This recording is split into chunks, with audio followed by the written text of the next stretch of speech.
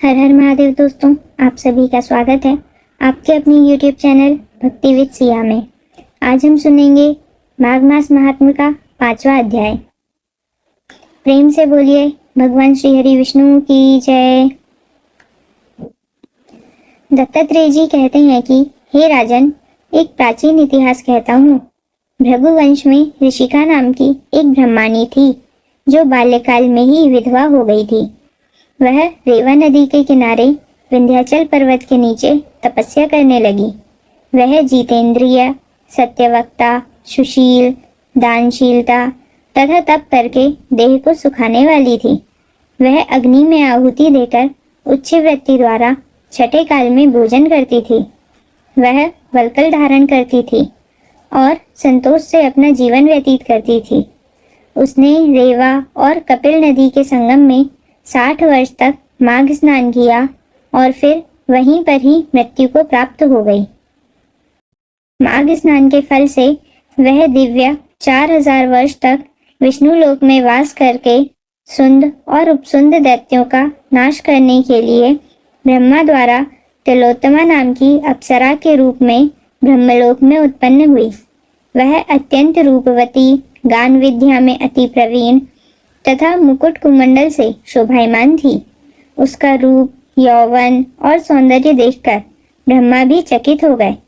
वह तिलोत्तमा रेवा नदी के पवित्र जल में स्नान करके वन में बैठी थी। तब सुंद व उपसुंद के सैनिकों ने चंद्रमा के समान उस रूपवती को देखकर अपने राजा सुंद और उपसुंद से उसके रूप की शोभा का वर्णन किया और कहने लगे कि कामदेव को लज्जित करने वाली ऐसी परम सुंदरी स्त्री हमने कभी नहीं देखी। आप भी चलकर देखें।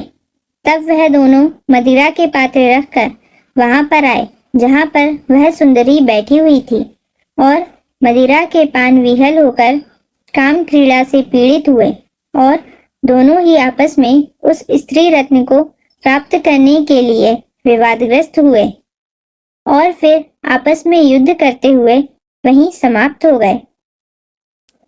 उन दोनों को मरा हुआ देखकर उनके सैनिकों ने बड़ा कोलाहल मचाया और तब तिलोत्तमा कालरात्रि के समान उनको पर्वत से गिराती हुई दसों दिशाओं को प्रकाशमान करती हुई आकाश में चली गई और देव कार्य सिद्ध करके ब्रह्मा के सामने आई तो ब्रह्मा जी ने प्रसन्नता से कहा कि हे चंद्रवती, मैंने तुमको सूर्य के रथ पर स्थान दिया।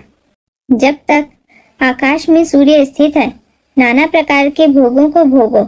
सो हे राजन, वह ब्रह्माणी अब भी सूर्य के रथ पर माघ मास स्नान के उत्तम भोगों को भोग रही है। इसलिए श्रद्धावान पुरुषों को उत्तम गति पाने के लिए यत्न के साथ माघ मास में विधि पूर्वक स्नान करना चाहिए। प्रिय मित्रों, इस प्रकार माघ मास महात्म्य का 5वां अध्याय समाप्त होता है।